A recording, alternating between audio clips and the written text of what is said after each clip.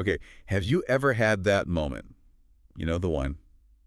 You're being really careful. You've closed your trash bin, sealed it up properly, maybe even given the lid an extra push down, feeling confident, right, Right. that you've contained the mess. And then maybe a few days later, you go to open it. Just dismay. It's teeming with maggots. Oh, yeah. That's a classic. It's this baffling kind of universal mystery, isn't it? You're left scratching your head thinking, how? How on earth did flies manage to grow inside what I thought was a completely sealed garbage bin? It feels like some kind of, I don't know, biological magic trick. It really does feel like that sometimes. Well, today we are going on a deep dive. We're going to really try and uncover the surprising science behind this very common household puzzle. Right. We'll sort of peel back the layers, understand the hidden life cycle of the common housefly. We'll explore the almost cunning ways these tiny invaders manage to get in. Then we'll look at why your bin, your perfectly ordinary bin, becomes their ideal, if kind of disgusting, nursery. And then, really importantly, we'll give you some practical steps you can actually take to, reclaim your bin. Yeah, get control back. Exactly. Maintain a more hygienic home. It's a fascinating look at nature's, well, relentless efficiency, even right there in our kitchens. It truly is. And what's so compelling about this everyday problem, really, is how it serves as this powerful testament to nature's incredible tenacity. It just beautifully illustrates how even the smallest creatures have evolved with such remarkable efficiency. They can, not just survive, but actually thrive in conditions we think are completely inhospitable. And often, right under our noses, in our own homes, it's a really compelling biological story that, okay, yes, might make some of us a little squeamish. Just a bit. But it offers these profound insights into how the natural world interacts with our own. And it all kicks off with what I can only describe as an incredibly efficient, almost perfectly designed life cycle. So let's unpack this a bit.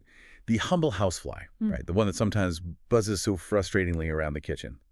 It's actually far more biologically sophisticated than we tend to give it credit for. Yeah. Its unbelievably rapid and effective life cycle is absolutely key to understanding why they're everywhere and, well, why they show up in our bins. It's like a master class in swift reproduction. Just think about this. An adult housefly lives only about 2 to 4 weeks. That's it. It's a really fleeting existence. Yet in that incredibly short lifespan, a single female housefly can lay more than 500 eggs. Sometimes, I've read, it can even be over 1,000. That's staggering potential. It really is. Just imagine the sheer potential for a population explosion from just one fly. And their life cycle, it moves through these distinct stages. It starts as this tiny egg. From that egg, it hatches into a larva, and yep, that's the maggot we all know and maybe don't love. The star of the show, so to speak. Exactly. From there, it transforms into a pupa, which is kind of like a cocoon stage. And then finally, it emerges as a fully fledged adult fly, ready to start the whole thing again. A very neat cycle. But here's the kicker, right? The truly astonishing part. This entire transformation from that nearly invisible egg to an adult fly ready to reproduce, it can take as little as 7 to 10 days. Wow, that's fast. Incredibly fast. Especially if the conditions are just right, which, let's face it, they often are in our bins. A fly population can literally explode within like a week and a half.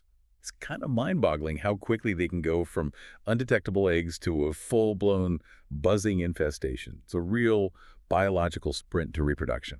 And, building on that point, that remarkable speed provides a profound evolutionary advantage. Houseflies are, at their core, they're incredible opportunists. Their ability to reproduce so quickly allows them to capitalize on transient food sources. Think about like a decaying animal carcass in nature, or in our human environments, a bin full of rotting food scraps. Right, things that won't be there forever. Exactly. These are resources that don't last. A slower life cycle would mean missing out on these temporary feasting opportunities. So speed is truly paramount for their survival and propagation. It ensures they can complete multiple generations before that resource disappears, really solidifying their place as highly effective natural decomposers, even within our, artificial waste systems. So their speed is actually part of their job description, in a way. Precisely.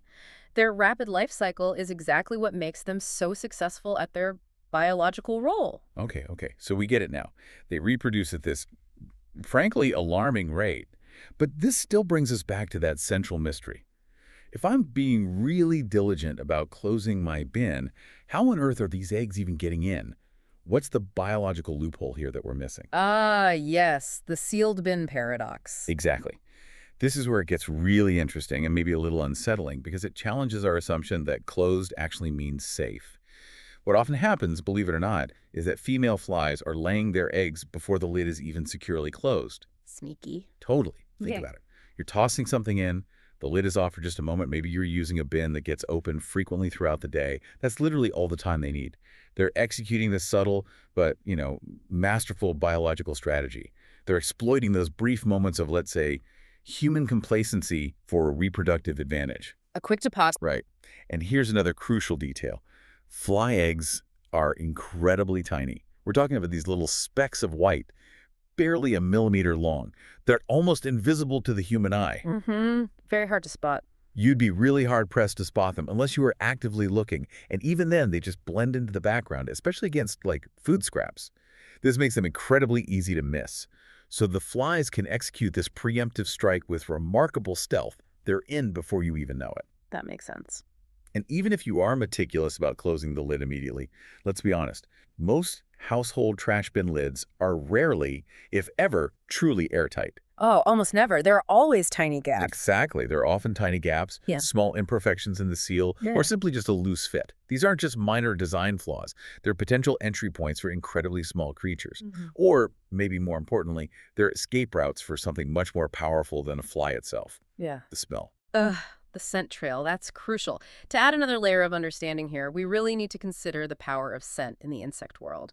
Those minute gaps in your sealed bin, even if they're way too small for an adult fly to actually squeeze through, they're more than enough for the gases emitted by decaying food waste to escape. Right.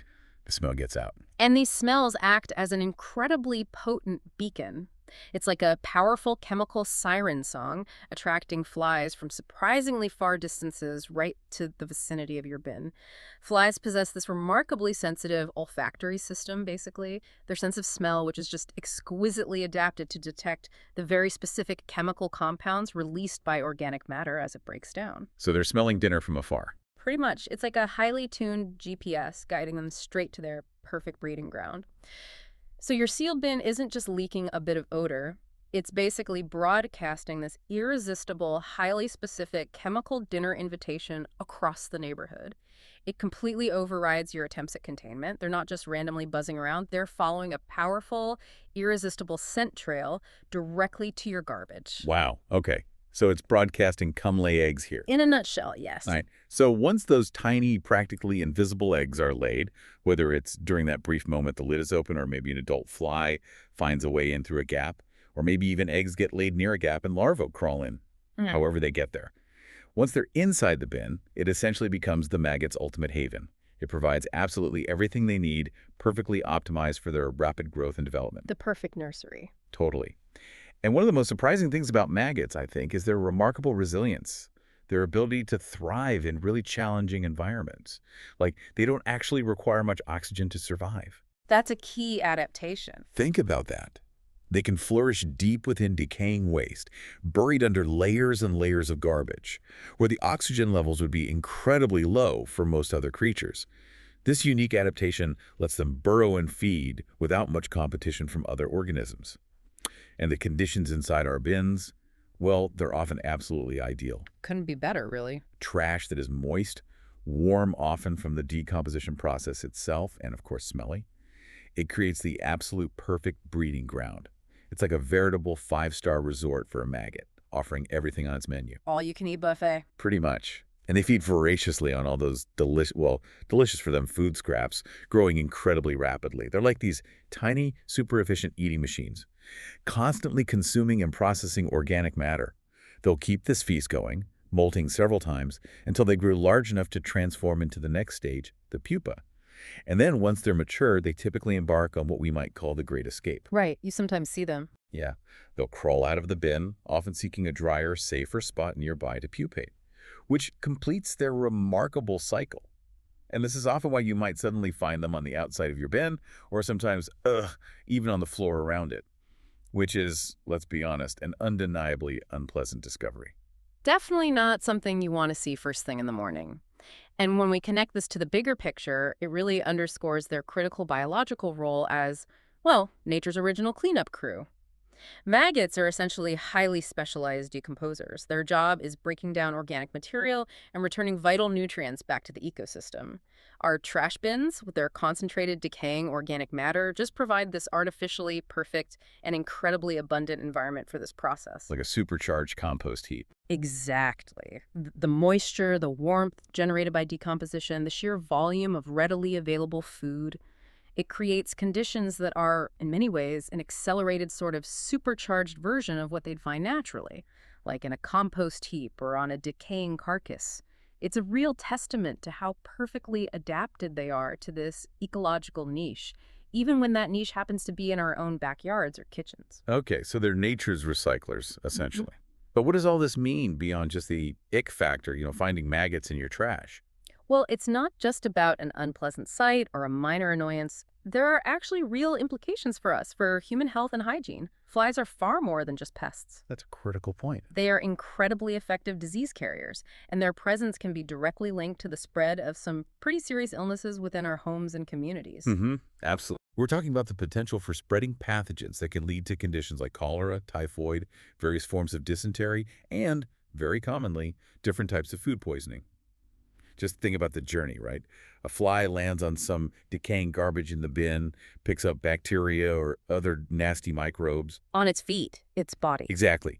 And then later, that same fly lands on your kitchen counter. Or worse, directly onto food you're preparing, or maybe about to eat. It's a direct, almost invisible transmission route. A microbial taxi service. That's a good way to put it. So seeing maggots in your trash isn't just a sign of a few flies doing their thing. It's actually a clear, undeniable warning sign.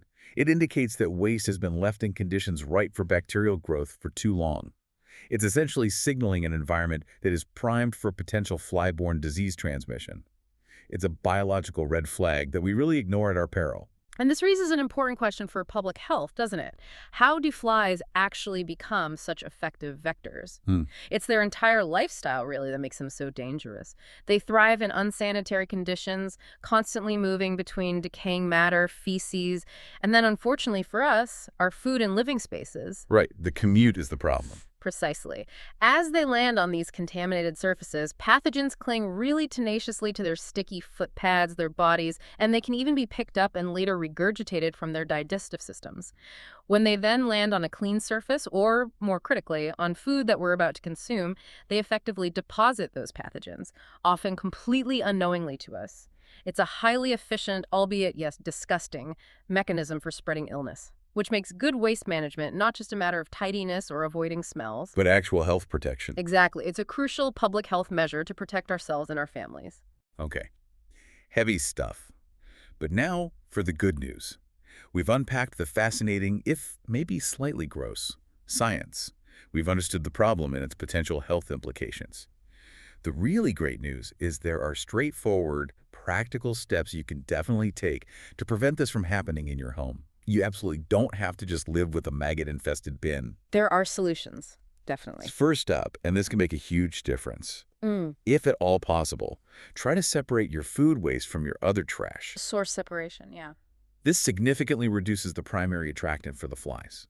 If you have access to a compost bin for food scraps, even better, because that removes the really tempting food source from your main bin entirely.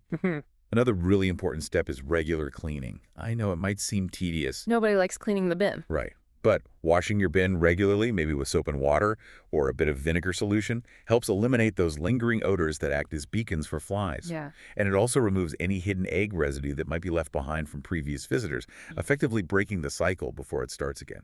Getting rid of the scent and the source. Exactly. And remember how we talked about those not-so-airtight lids? Well, making sure your bin actually has a genuinely tight-fitting lid is crucial. This does two things. It minimizes the escaping smells, trapping that potent beacon inside, and it effectively seals off those tiny potential entry points for flies trying to get in. A physical barrier. Yes. Finally, and this might seem obvious, but it's often overlooked in our busy lives. Yeah. Empty your garbage more frequently, especially during warmer months when that life cycle speeds up even more. The faster the waste is removed from your home environment, the less opportunity the flies have to actually complete their rapid life cycle in your bin. You're essentially cutting off their nursery before it even gets properly started. You're interrupting the cycle. And the beauty of these practical solutions is really how each one directly disrupts a different stage or requirement in the fly's life cycle. It creates this kind of multi-layered defense. Separating food waste dramatically reduces the main attractant, right? Makes your bin far less appealing from the get-go. Less inviting. Regular cleaning eliminates both the residual scent and any existing eggs or larvae. It basically sterilizes the environment, relatively speaking. A truly tight lid physically prevents adult flies from gaining access and contains those alluring smells, directly breaking that cycle of attraction and egg laying. Makes sense. And frequent emptying simply removes the breeding ground entirely before any eggs can fully develop into those mature, escaping maggots. So by understanding the fly's remarkable biology, we can strategically implement solutions that are actually surprisingly effective and hopefully restore a bit of peace to our kitchens and backyards. Absolutely. So there you have it. Those small, seemingly harmless little flies actually play this huge, albeit often unwelcome role in nature. Their life cycle is incredibly efficient, isn't it? A real testament to evolution's relentless power, just a perfectly adapted strategy for survival. It really is amazing biologically. And while their biology is certainly fascinating, their presence in our trash can, if we let it go unchecked, can indeed bring some serious consequences for our health and our hygiene. It's a powerful reminder, I think, that even in our modern, seemingly controlled homes, we're still deeply connected to the natural world's processes, sometimes uncomfortably so. Very true. We've explored the science, we've looked at the solutions, revealing the sort of cunning biology at play behind this common annoyance. But we want to leave you, the listener, with a question to maybe ponder. Do you think flies in the trash are simply disgusting pests that we just need to eradicate at all costs? Or are they also just a normal, maybe inconvenient, but normal part of nature's relentless cleanup crew that we simply need to actively manage within our own spaces? Ooh, that's a great question, isn't it? Makes you think. Consider that delicate balance between nature's unstoppable processes like decomposition and our very human need for hygiene and health in our living spaces. This deep dive into our trash bins really reveals just how interconnected our everyday lives are with the natural world, even in the most unexpected and, let's face it, sometimes the grossest places. Thanks for joining us for this deep dive into what's potentially lurking under your lid.